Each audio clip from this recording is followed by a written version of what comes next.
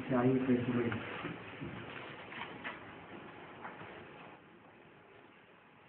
पुरुष किसको कहा जाता है? एक है शरीर की आयु और एक है आत्मा की आयु। कि शरीर की ही आयु होती है, है? अरे 5000 वर्ष का 84 का चक्र है, उसमें सब 84 जन्म लेते हैं क्या? तो जिनके जन्म कम है उनकी आयु कम हुई या बराबर हुई सबकी? है? उनकी आयु कम हो गई। जो ऑलराउंड पार्ट बजाने वाली आत्माएं हैं उनकी आयु ज्यादा हुई। जो बीच में आके पार्ट बजाना शुरू करती हैं उनकी आयु कम हो गई। तो पुरुषार्थ ऐसा करना है जो आत्मा की पूरी आयु हो, माना पूरा ऑलराउंड पार्ट बचाने वाली आत्मा बने तो ज्यादा अनुभवी कही जाएगी, ज्यादा पावरफुल आत्मा कही जाएगी। नहीं तो जो कलयुग के अंत में आते हैं सिर्फ एक ही जन्म लेते हैं, वो तो ऐसे हुए जैसे कीड़े मकोड़े पतंगे। और आपकी आयु बढ़ेगी लेकिन उसकी निशानी क्या होगी कंप्लीट होने के बाद?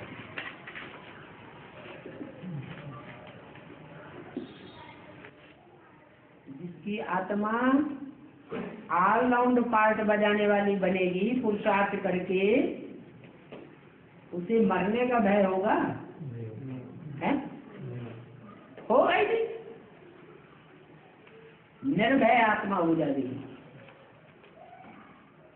मरेंगे कौन? किनको भय होगा? अब देहधारी से नहीं बैठे हुए हैं? नहीं, जिनके 84 जन्म नहीं होंगे उनको शरीर छोड़ करके मरना पड़ेगा इसी जीवन में। जिनके पूरे 84 जन्म होने हैं वो अपनी स्वेच्छा से शरीर छोड़ेंगे। उनको मरने का भय, भीष्म पितामह को मरने का भय था क्या? है? नहीं। और बाबा शंतनु के 7 पुत्र गंगा ने पानी में डुबा देते हैं और 8वां नहीं डुबाने देती हो। सभी धर्म जो हैं वो कौन से धर्म को फॉलो करते हैं? सभी धर्म पिताओं ने, सभी धर्म वालों ने किसको फॉलो किया है? तुम लेके कर्म करेंगे तुम्हें देख तुम्हारी छोटी करेंगे। तो और जो बाद में आने वाले धर्म हैं वो किसको फॉलो करते हैं?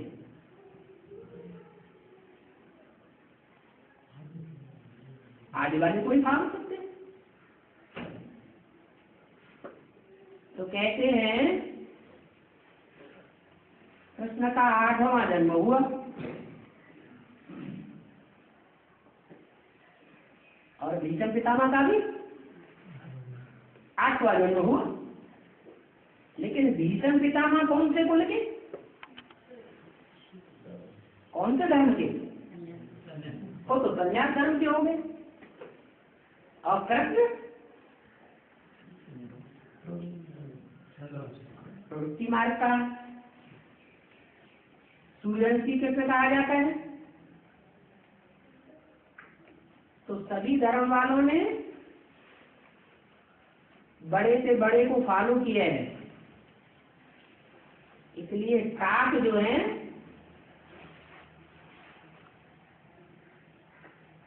उनको कंस कोट लेता है, विषय वैतरणी नदी में बह जाते हैं, और 8वां कृष्ण कहो अथवा भीष्म पितामह कहो वो बच जाता है। और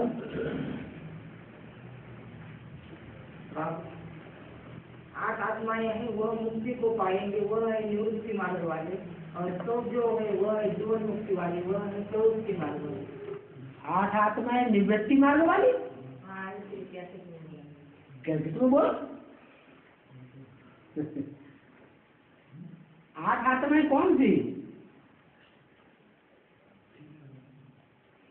ये तो संशय पैदा होने वाली बात है। 8 आत्माएं कौन सी निवृत्ति मार्ग वाली है?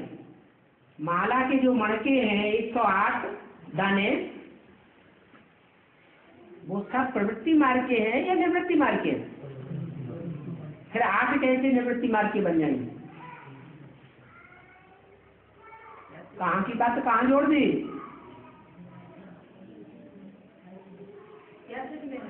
कैसेट में? अब कैसेट तुम्हारे सुनने में भी तो फर्क हो सकता है, तुम्हारे समझने में भी तो फर्क हो सकता है, और तुम्हारे बोलने में भी तो फर्क हो सकता है। की बात है कैसेट का एक नंबर की 192 क्या हैं? 192 और 92 कैसेट में ये थोड़ा ही कहा है कि 8 आत्माएं निवृत्ति मार्ग की है। 8 आत्माओं की प्रवृत्ति बाप के परिवार के साथ है या नहीं है? है? नहीं है? फिर निवृत्ति मार्ग की कैसे हो गई? जो 8 हैं नष्टो मोहा स्मृति लब्धा बनते हैं, वो बाप से जुड़े हुए हैं या नहीं है? और बाप है तो बाप के साथ परिवार भी है, उनको निवृत्ति मार्ग वाला कैसे कह दिया? 8 को देख करके तो सब फॉलो करते हैं। और में दिन रात नहीं होते है भी ये कैसे? जैसे उत्तरी ध्रुव और दक्षिणी ध्रुव, वहां 6 महीने का लगातार दिन होता है, रात नहीं होती। ऐसे ही पृथ्वी पर जब बड़े बड़े भूकंप आएंगे, एक एक अणु 5000 साल का चक्कर काट के साइकिल पूरा करके अपने स्थान पर पहुंचेगा, तो सब कुछ तब्दील हो जाएगा या नहीं? अपना स्थान बदल देगा सब सही नहीं। सूर्य अभी उत्तरी ध्रुव और दक्षिणी ध्रुव पर वो जब 6 महीने का दिन होता है तो स्थान बदल देता है क्या? पृथ्वी स्थान बदलती है या सूर्य स्थान बदलता है? सितारे स्थान बदलते हैं या सूर्य या ध्रुव तारा स्थान बदलता है? हाँ, दिन रात जो होते हैं वो उत्तरी ध्रुव पर 6 महीने का दिन होता है। तो ये मिसाल के लिए है कि जब उत्तरी ध्रुव पर 6 महीने का दिन हो सकता है, तो इस सच्ची रूपी रंगमंच पर आधा कल्प का दिन क्यों नहीं हो सकता? वो होता है।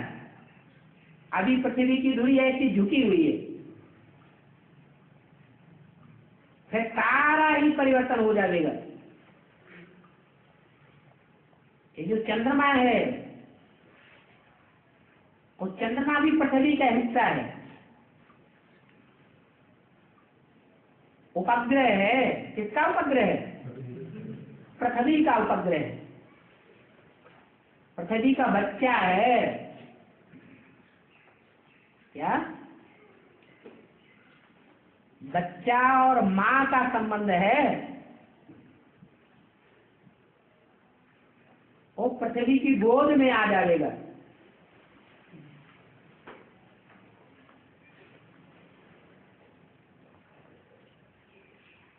कोई चीज लटकी हुई है, मान लो शिवलिंग ही था सोमनाथ मंदिर में,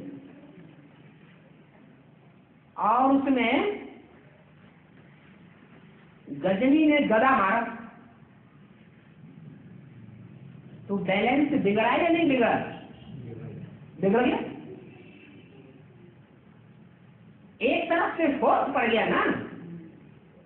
ऐसे ही जो पृथ्वी का बड़ा हिस्सा प्रशांत महासागर से हट करके चंद्रमा बन गया, प्रशांत महासागर शांत है, तो उसका हिस्सा जो अलग हो गया वो भी कैसा है? शांत है। जैसे 5 पांडवों में कौन शांत स्वरूप दिखाया? युधिष्ठिर। ऐसे ही नहीं तो जो भूत प्रेत आत्मा होती है वो शांत होती है क्या? शांत तो नहीं होती,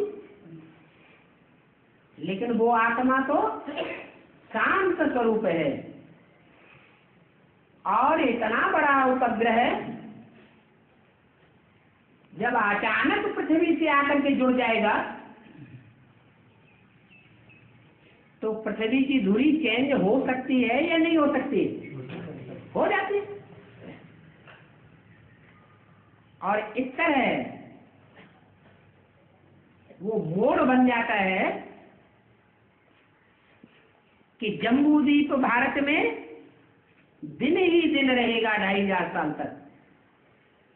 थोड़ा समय के लिए झुटपुटा हुआ और फिर दिन शुरू, अंधकार होगा ही नहीं। आत्मा सदैव उजाले में रहेगी या अंधकार में भी होगी? निद्रा आएगी देवताओं को? थकान होगी? नहीं, न रात होगी, न थकान होगी, न निद्रा आएगी। और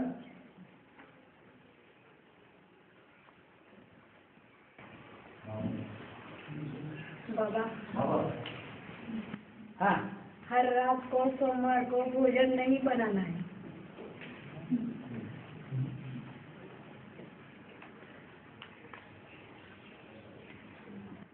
ये किसने कहा है? अरे ये तो बताओ, ये किसने कहा कि हर रात को सोमवार को भोजन नहीं बनाना है? अरे ये किसने कहा? अरे अरे सब पूछ रहे हैं, हम भी पूछ ले, हमारा भी कैमरे में नाम आ जाएगा। कैसे तुम बोला? बस सीधी सी बात।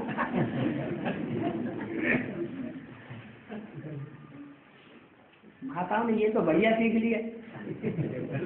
कहाँ बोला? कैसे तुम बोला? नंबर भी बता देंगे।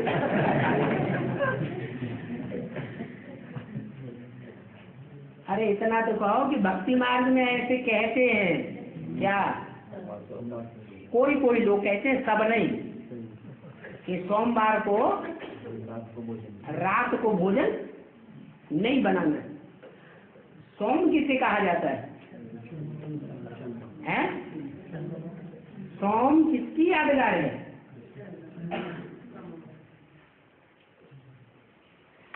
कहते हैं चंद्रमा पर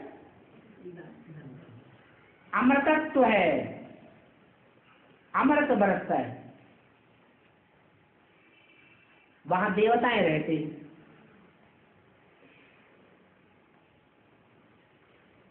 यहाँ ज्ञान मार्ग में चंद्रमा कौन है? हैं? ब्रह्मा बाबा। तो ब्रह्मा बाबा की यादगार में एक दिन बना हुआ है। कौन सा? चंद्रवार।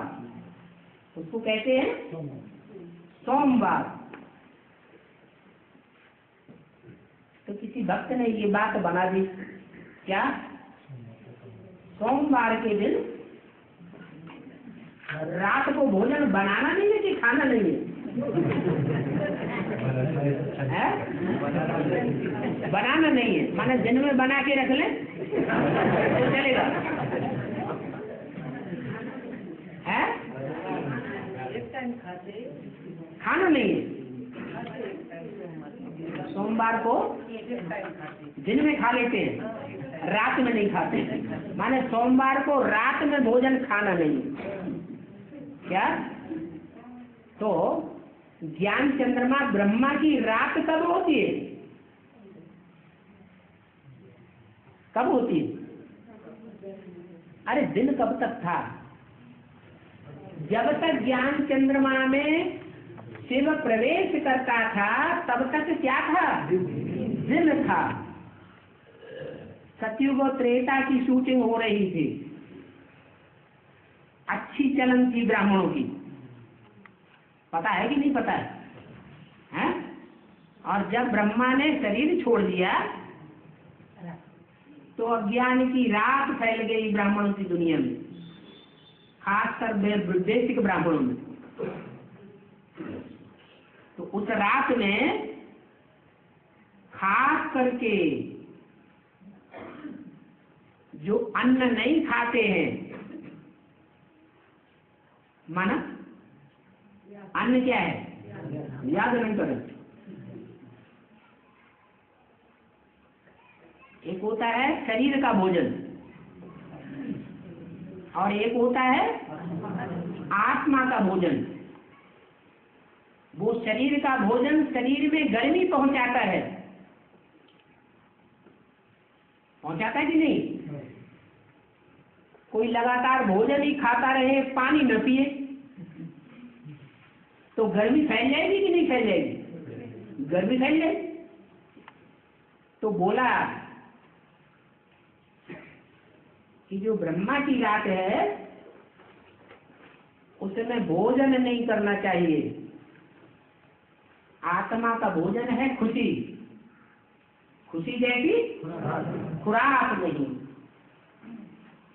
और खुशी जो है वो दो प्रकार से मिलती है। एक तो निर्विकारी भोजन है। क्या? जैसे दुनिया में शरीर के दो प्रकार के भोजन है, मांसाहारी और शाकाहारी। ऐसे ही आत्मा का दो प्रकार का भोजन है। एक भोजन है निराकारी। सिर्फ किसको याद करो? है? सिर्फ बाप को याद करो। और एक भोजन है साकार में निराकार को याद करो। लेकिन 63 जन्मों की रग पड़ी हुई है। क्या? साकार को याद करने अभ्यास पड़ा हुआ है कि नहीं? तो जब याद में बैठते हैं, भले हम ज्ञान तो बुद्धि में है कि साकार में निराकार बिंदु को याद करो, लेकिन 63 जन्मों के देह अभिमान के कारण, अभ्यास होने के कारण बार बार क्या होता है कि निराकार भूल जाता है और साकार ही याद आता है। अब जो साकार को ही याद करें और शिव को निकाल दे। अगर शिव को निकाल दिया तो सब बचेगा या शिव कहा जाएगा? सब बचेगा। इसलिए एक कन्नड़ मुरली में ये निकला है कि न निराकार को याद करना है, न साकार को याद करना है, न आकार को याद करना है। फिर क्या करना है? साकार में निराकार को याद करना है। तो जो साकारी भोजन है आत्मा का, मुकर्रर रस की याद हो या कोई दूसरे रस की याद हो, परंतु उसमें आत्मा याद ना आए, तो भोजन मांसाहारी हुआ या शाकाहारी हुआ? है? मांसाहारी हो गया। तो भक्ति मार्ग में ये बात बना दी है किसी ने। क्या? रात में भोजन नहीं खाना चाहिए।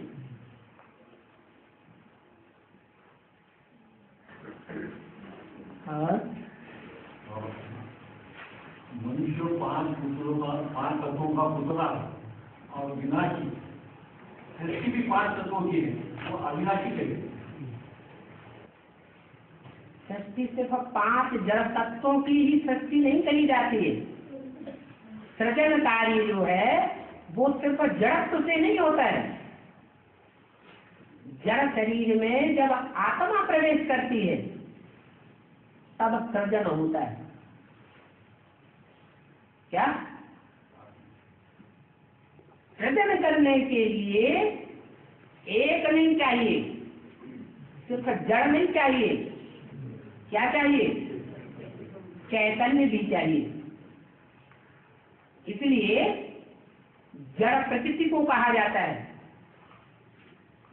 प्रकृति हमारी माता है, प्रकृति जड़त्वमयी है और बाप हमारा चैतन्य है। पुरुष और प्रकृति ये दोनों के मेल से सृजन कार्य होता है। अब दोनों जो मिले हुए हैं वो कभी अलग अलग हो जाते हैं हमेशा के लिए। जड़ और चेतन इस सृष्टि पर कभी अलग अलग हो जाते हैं एक क्षण के लिए भी।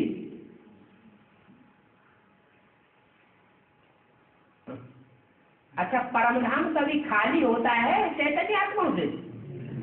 है? खाली नहीं होता। ऐसे ही ये जो सृष्टि है उसमें कुछ आत्माओं का ऐसा पार्ट उलझा हुआ है कि वो इस सृष्टि रूपी मंच पर ऑलराउंड पार्ट बजाने वाली है। रंगमंच को छोड़ती नहीं है। आखिरी आत्मा जाएगी तो एक वहां से उतरेगी भी। इसलिए ये सृष्टि अनादि है, इसका आदि और अंत नहीं है। बल 5 प्रकृति के जड़ तत्व वो विनाशी है, रूप बदलते रहते हैं। ये सृष्टि भी रूप बदलती रहती है, परंतु चैतन्य आत्मा प्रवेश होने के कारण सदैव कोई एक क्षण ऐसा नहीं है जिस सृष्टि रूपी रंगमंच पर कोई चैतन्य आत्मा न रहे। इसलिए ये सृष्टि जो है अनादि है, क्योंकि सृष्टि सिर्फ जड़ से नहीं बनती या सिर्फ चैतन्य से भी नहीं बनती। दोनों के मेल को ही सृष्टि कहा जाता है। और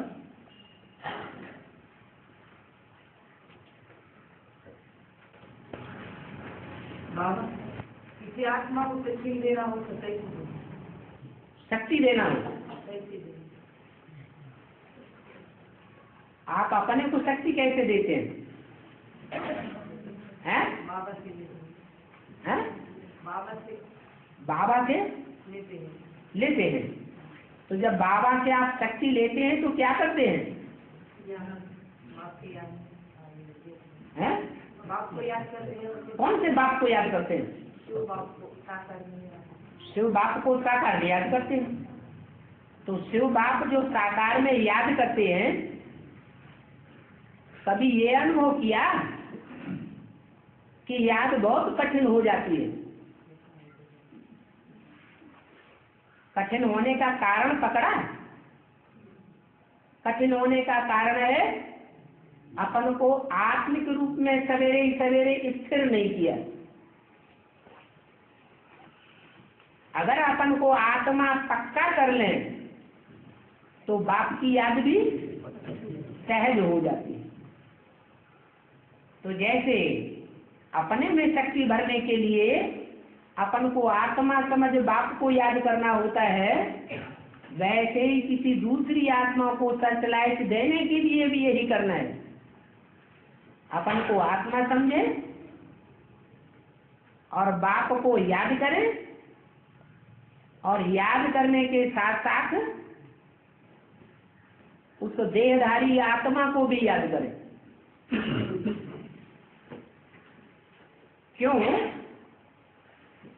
देहधारी जब तक याद नहीं आएगा तब तक आत्मा की पैक्यूलियरिटी, विशेषता का पता नहीं चलेगा।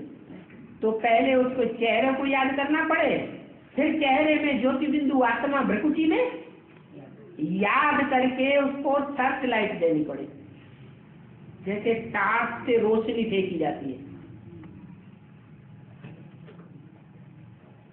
तो सर्च लाइट मिलेगी। और नसा जो है अपने शरीर की जो नसा है उसमें खून दौड़ता है। शरीर में जो नसा है उसमें खून दौड़ता है। कोई अशुद्ध खून रहता है, कुछ शुद्ध खून रहता है। तो खून माना संकल्प। खून माना संकल्प नहीं, खून आत्मा का अलग है, उसे कहते हैं संकल्प। और जो शरीर का खून है वो अलग है, वो जड़ खून है। अशुद्ध संकल्प कौन से रहते हैं? हाँ, जो अशुद्ध संकल्प है वो है श्रीमत के बरखिलाफ जो भी संकल्प चलते हैं वो है अशुद्ध संकल्प, और श्रीमत के अनुकूल जो भी संकल्प है वो है शुद्ध संकल्प। इस शरीर में 16,000 नसें नाड़ियां दौड़ रही हैं, फैली हुई है। उनमें आधी है गंदा खून बहाने वाली और आधी है स्वच्छ खून बहाने वाली। ये 16,000 गोप गोपिकाओं रूपी आत्माओं की भी बात है, विराट पुरुष की। रुद्रमाला के मण के आधे ऐसे हैं जो खराब खून दौड़ाने वाले हैं, और आधे ऐसे हैं जो शुद्ध खून दौड़ाने वाले हैं। आधे लेफ्टिस्ट हैं और आधे राइटियस हैं। राइटियस शुद्ध खून दौड़ाते हैं, शुद्ध संकल्प बहते हैं, और जो लेफ्टिस्ट हैं वो अशुद्ध खून चाहते हैं। हाँ, शुद्ध संकल्प और अशुद्ध संकल्प के मन का संकल्प है, मन की दिशा है। मन का डिसेप्शन होगा। मन का शुद्ध और अशुद्ध संकल्प है, माइंड का, मन का संकल्प है। हाँ जी, हाँ, तो ये मन का डिसेप्शन होगा। मन का डिसेप्शन होगा। डिस्ट्रैक्शन, मन क्या चीज है ये मन होगा। मन का डिसेप्शन, संकल्प शक्ति को ही मन कहा जाता है। ये डिसेप्शन मन का होता है। संकल्प शक्ति अच्छी भी होती है और संकल्प शक्ति बुरी भी होती है। ये मन का डिसेप्शन होगा। अभी हमारा कहना है बुद्धि का डिसेप्शन और संस्कार का डिसेप्शन, कंप्लीट आत्मा का डिसेप्शन क्या है? डिसेप्शन क्या होता है, हिंदी में बोलो ना।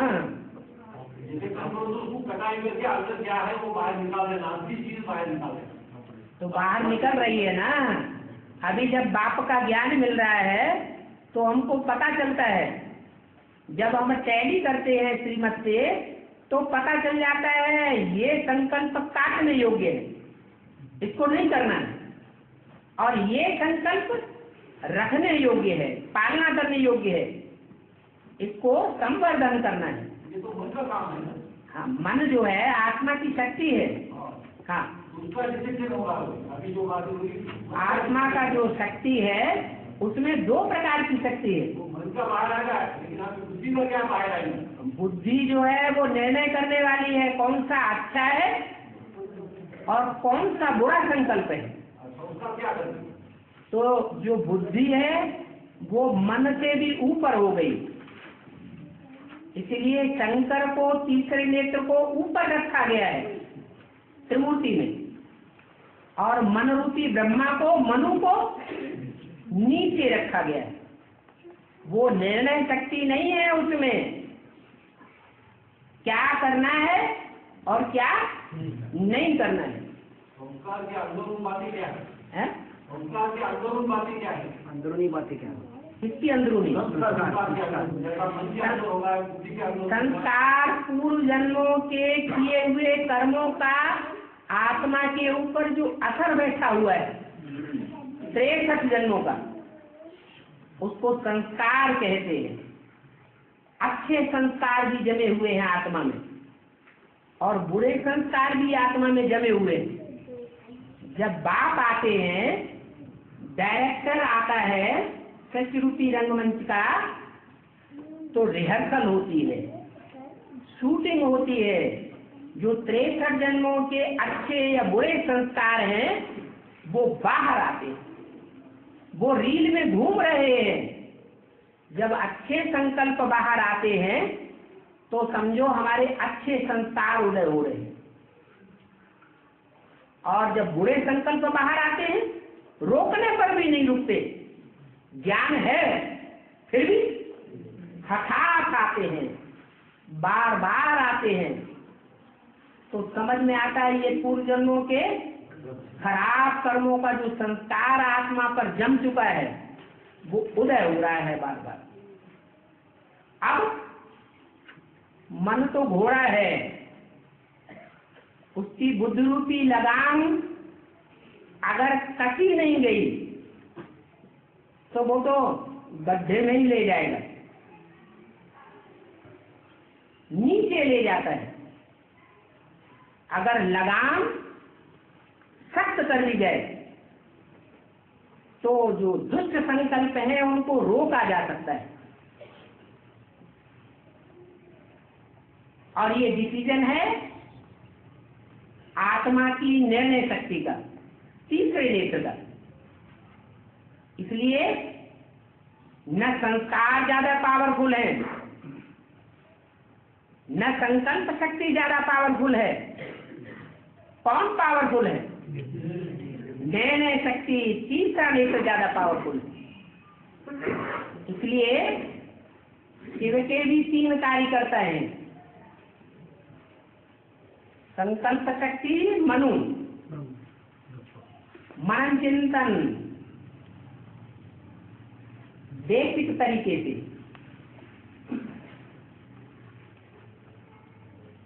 और मनु की औलाद है मनुष्य। कोई भी धर्म के क्यों न हो, वो सब मनुष्य है। लेकिन सेवा मुकर्रर रूप में मनु के द्वारा काम नहीं करता। करता है? नहीं करता। वो मुकर्रर रूप से कार्य करता है निर्णय शक्ति के द्वारा। आत्मा की जो परक शक्ति, निर्णय शक्ति है, जिसको तीसरा नेत्र, त्रिनेत्री कहा जाता है, शंकर, उसके द्वारा कार्य करता है। इसलिए कहते हैं कि हर मनुष्य को जन्म से ही खुदा से 1000 नियामत मिलती है। उस 1000 नियामत की कदर करनी चाहिए। क्या नियामत मिलती है? जहन, बुद्धि। मुल्ला मौलवियों के कहे हुए पर नहीं चलना चाहिए। कोई बात हमारे सामने आती है तो बुद्धि से काम लें। हमारे मुल्ला जी ऐसे कहते हैं, हमारे शास्त्र ऐसे कहते हैं, हमारे पोप ने ऐसे कहा, ये सब गलत बात है। भगवान की जो देन हमको मिली हुई है जहन, उसका उपयोग करें। तो ये है निर्णय शक्ति, परक शक्ति, जिसको शंकर कहा जाता है। और वो शंकर अकेला नहीं शंकर कहा जाता है, ऐसे नहीं कि उसमें संकल्प शक्ति नहीं है, उसमें ज्ञान चंद्रमा ब्रह्मा रूपी संकल्प शक्ति भी प्रवेश है, अर्धचंद्र के रूप में दिखाया जाता है। लेकिन वो संकल्प शक्ति संपन्न नहीं है, अधूरी है, इसलिए संपूर्ण चंद्रमा नहीं दिखाते। और ऐसे भी नहीं है कि शंकर पुरुषार्थी नहीं है। पुरुषार्थी है या नहीं है? अरे जनेऊधारी ब्राह्मण दिखाया जाता है या नहीं दिखाया जाता है? जनेऊधारी ब्राह्मण भी है। वो ब्राह्मण ब्रह्मा की औलाद भी है और पहला पहला ब्राह्मण कहा जाता है। तो परक शक्ति भी है, मनन चिंतन शक्ति भी है, लेकिन परखने के आधार पर किस प्रकार का मनन चिंतन मंथन करना है और किस प्रकार की काट छांट कर देनी है, वो विशेष कार्य है। ऐसे ही संस्कारों के ऊपर भी कंट्रोलर है। जो भी संस्कार उदय हुए, मान लो खराब संस्कार उदय हो रहे हैं, दुष्ट संकल्पों का आक्रमण हो रहा है, दुष्ट मायावी वृत्तियों का आक्रमण हो रहा है, जो दुष्ट हैं उनका आक्रमण हो रहा है, और जितने ही ज्यादा विघ्न आते हैं उतने ही ज्ञान के तीसरे नेत्र की शक्ति से उस शक्ति में प्रखर हो जाता है, उसका पुरुषार्थ भी तीखा हो जाता है। कैसे ही घटिया से घटिया किसी के संस्कार उदय क्यों हो जाए तो भी संघर्ष करता है और ज्ञान के नेत्र से उनके ऊपर विजय पा लेता है। इसलिए ऐसे नहीं समझना चाहिए कि हमारे तो 63 जन्म के संस्कार ही ऐसे हैं। कैसे भी संस्कार हो, लेकिन वो संस्कार शक्ति में शिव प्रवेश होकर के वाचा से, दृष्टि से और कर्मेंद्रियों से पाठ नहीं बजाता।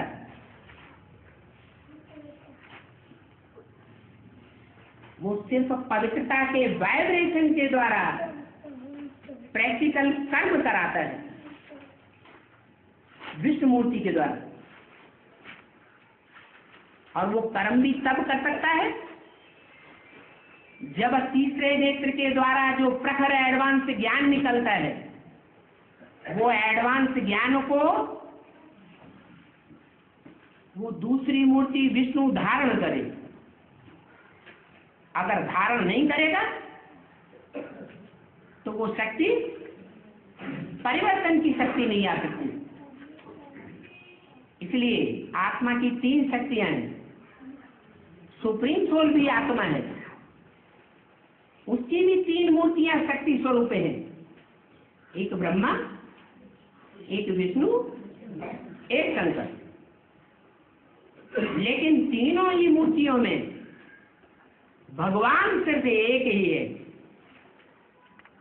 जो संसार में भगवान के रूप में प्रत्यक्ष होता है। न विष्णु भगवान है और न ब्रह्मा भगवान। इसलिए जो भगवान है वास्तव में भगवान के रूप में संसार में प्रत्यक्ष होता है, पहचाना जाता है,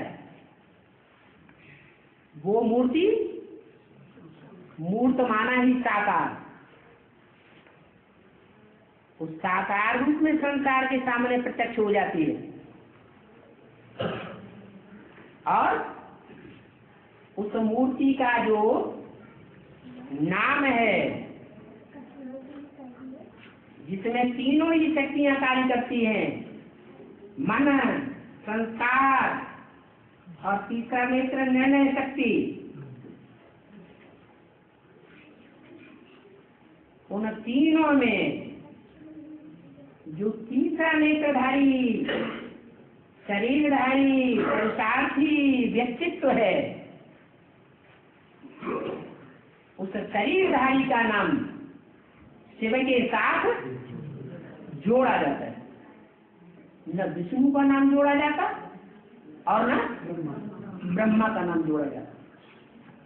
33 करोड़ देवताओं में से कोई का भी नाम शिव के साथ नहीं जोड़ा जाता।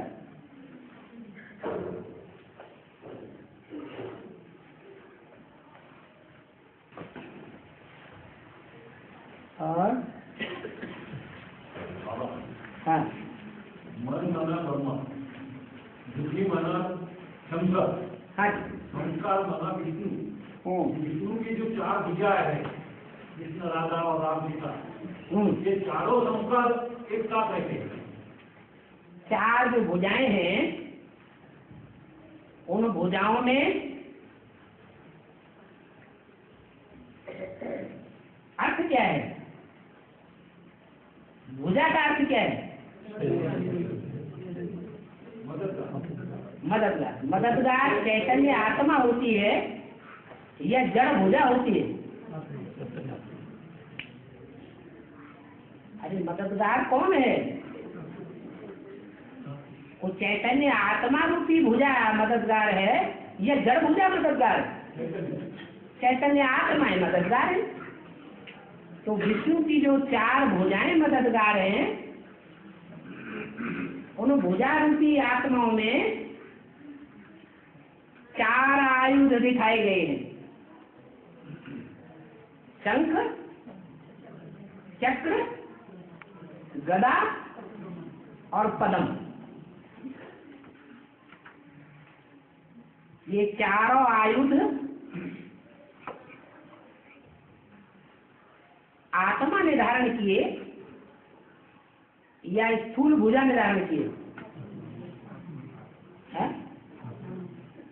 किसने धारण किए? आयुध तो भुजा नहीं करेगा, स्थूल भुजा नहीं करेगा। आयुध माने जो पकड़ा जाता है हाथ से, स्थूल होगा। तो भुजा जो है वो जड़ नहीं है पकड़ने वाली। उन आयुधों माने शस्त्रों की जो पकड़ है वो आत्मा द्वारा है या कि जड़ भुजा द्वारा है? आत्मा द्वारा। तो क्लियर करना पड़े कि कौन सा आयुध कौन सी आत्मा के लिए दिया गया है। पहले आता है शंख। क्या पहला नंबर किसका? शंख। क्यों पहला नंबर शंख? नहीं, शंख इस बात की यादगार है, महाभारत में देखा होगा, शंख बजते हैं तो क्या होता है?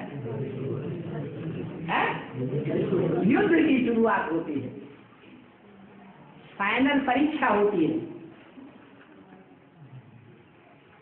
जब युद्ध की शुरुआत होती है तब ही युद्ध की शुरुआत हो सकती है जब चारों तरफ समान रूप से आवाज फैल जाए। अभी ईश्वर के आने की जो आवाज है सारी दुनिया में समान रूप से फैली हुई है या नहीं फैली हुई? अभी नहीं फैली। ब्राह्मणों की दुनिया में भी या बेसिक ब्राह्मणों की दुनिया में भी चारों ओर समान रूप से भगवान के आने की और विनाश की और नई दुनिया की स्थापना के 3 संदेश ये जो हैं इनकी आवाज नहीं फैली है। उस शंख रूपी आयुध को धारण करने वाली जो आत्मा है जो समान रूप से पालना करने वाली है, जब निकलती है तो पहले तो ब्राह्मण परिवार में समान रूप से पालना करती है। अभी जो भी ब्राह्मण परिवार है, चाहे बेसिक में है चाहे एडवांस में है, जो पालना देने के निमित्त हैं और जो पालना लेने के निमित्त हैं, वो ये अनुभव कर रहे हैं कि समान रूप से पालना हो रही है। क्या कहेंगे?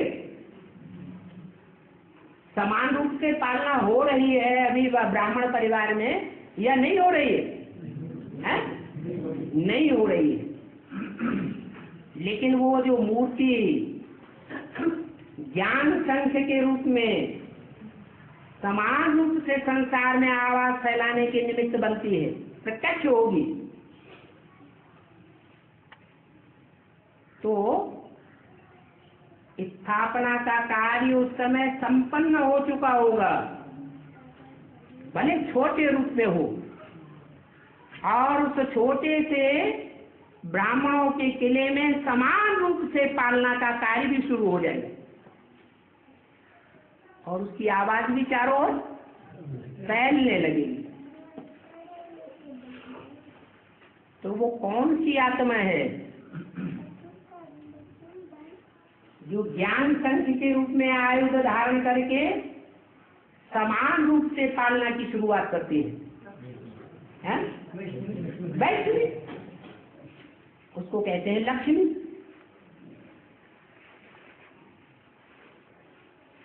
उसके बाद शंख के बाद चक्र का नाम आता है। ये ऊपर के दोनों आयुध हैं, ऊपर की स्टेज के हैं, माने इनमें प्योरिटी की पावर है। जो ज्ञान चक्र है वो पवित्र आत्मा के द्वारा सही घूमेगा या अपवित्र लोगों के द्वारा ज्ञान चक्र सही घूमेगा? जितनी पवित्र आत्मा होगी, पवित्र वाइब्रेशन वाली, पवित्र दृष्टि वाली, पवित्र कृति वाली, उसका ज्ञान चक्र एक्यूरेट घूमेगा। तो कौन सी आत्मा है? ब्रह्मा बाबा के मुख से जो कुछ भी बोला गया उसका मनन चिंतन विस्तार ब्रह्मा की सोल ने नहीं कर पाया। ओम राधे मम्मा ने एक ही ज्ञान के पॉइंट को लेकर के उसका विस्तार किया और एक्यूरेट विस्तार किया। इसलिए ज्ञान का देवता प्रसिद्ध है या देवी प्रसिद्ध है? ओम राधे सरस्वती प्रसिद्ध है। जिसने ज्ञान चक्र की असली शुरुआत की। पहले यज्ञ में ओम ओम की ध्वनि का उच्चारण होता था, उसी को समझे बैठे थे भगवान है। बाद में लाल लाइट के गोले को याद करना शुरू किया, उस गोले को ही समझ लिया, लिंग को, कि यही भगवान है। लेकिन क्या ओम जो वाचा से बोला जाता है और वो लाल लाइट का गोला जो लाइट ज्ञान की लाइट से भरपूर हो जाता है, वो भगवान है? है? नहीं, वो भी भगवान नहीं है। मम्मा ने ये मंथन करके पॉइंट निकाला कि जब आत्मा ज्योति बिंदु है, अणुरूप है, चैतन्य ज्योति है तो चींटी का बाप चींटी जैसा छोटा, हाथी का बाप हाथी जैसा मोटा था ना। ऐसे ही आत्माओं का बाप परमपिता भी आत्मा जैसा सूक्ष्म सितारा है। और ये सितारे की याद करना किसने सिखाया है? किसने शुरुआत की? मम्मा ने शुरुआत।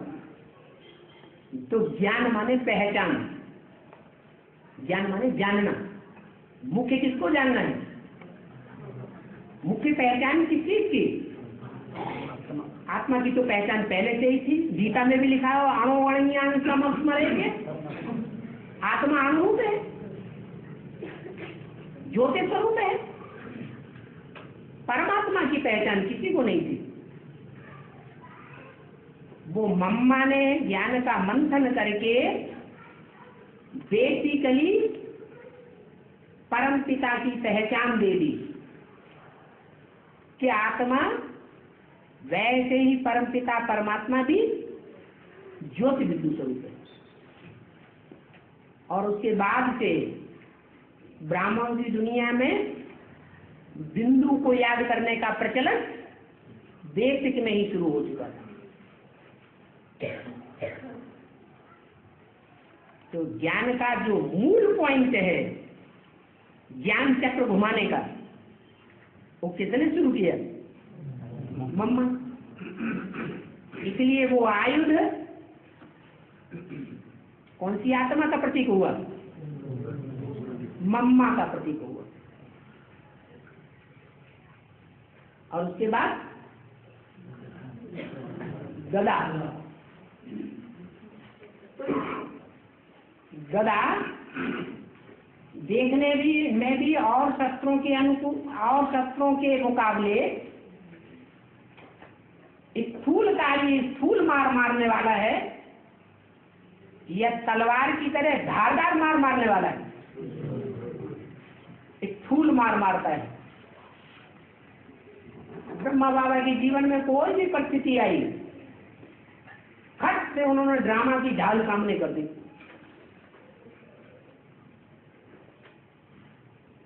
दाल काय की बनाई जाती है? गेंडे का जो मोटा चमड़ा होता है ना, उसकी ढाल बनाई जाती है। कैसा भी शस्त्र क्यों न हो, धारदार, और ढाल के ऊपर पड़ेगा तो उसका असर नहीं होता। माने मोटी बुद्धि वाली बात हो गई। तो ये गदा है ब्रह्मा की निशानी, और कमल का फूल। कमल फूल समान जीवन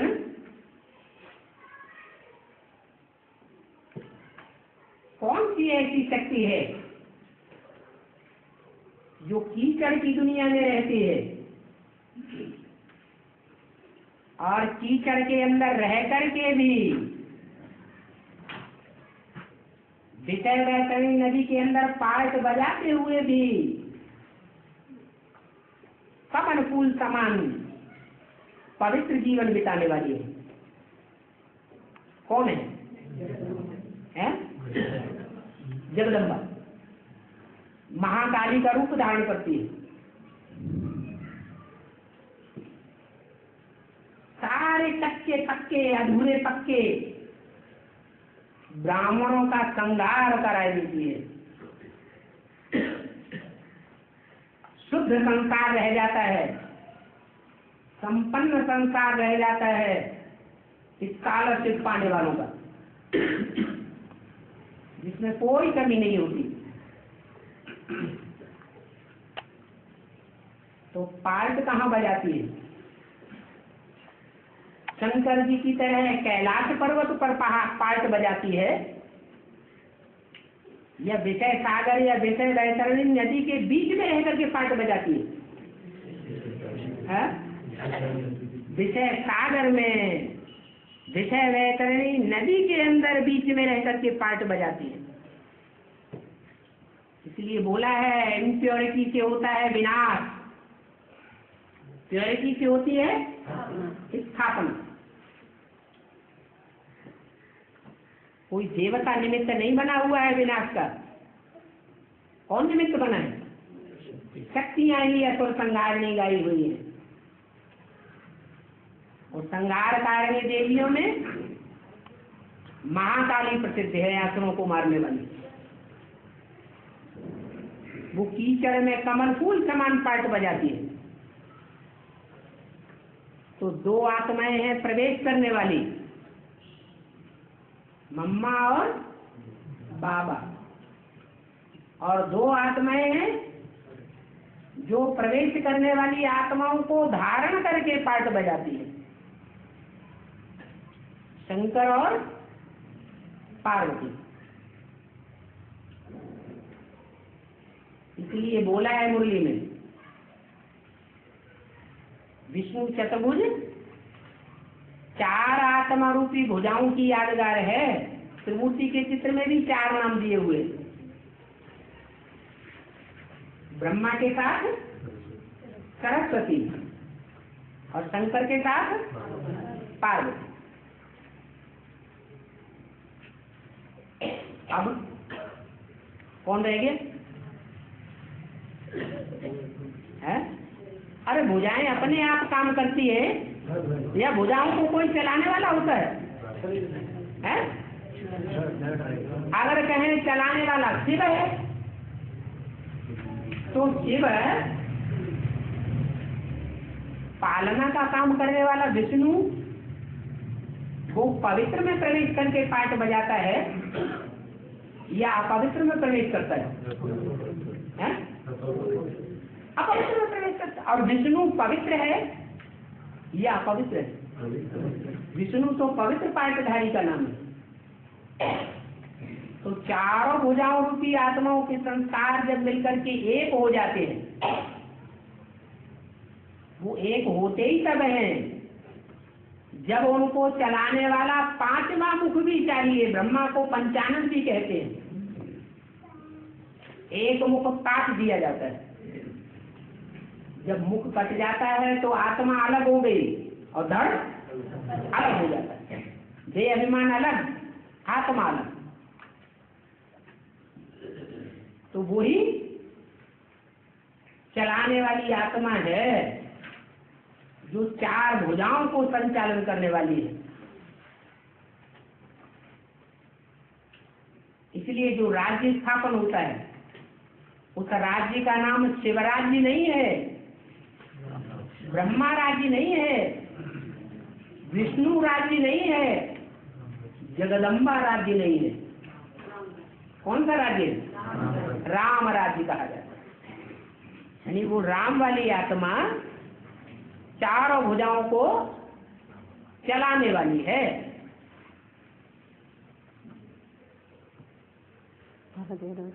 हाँ, ओम शांति।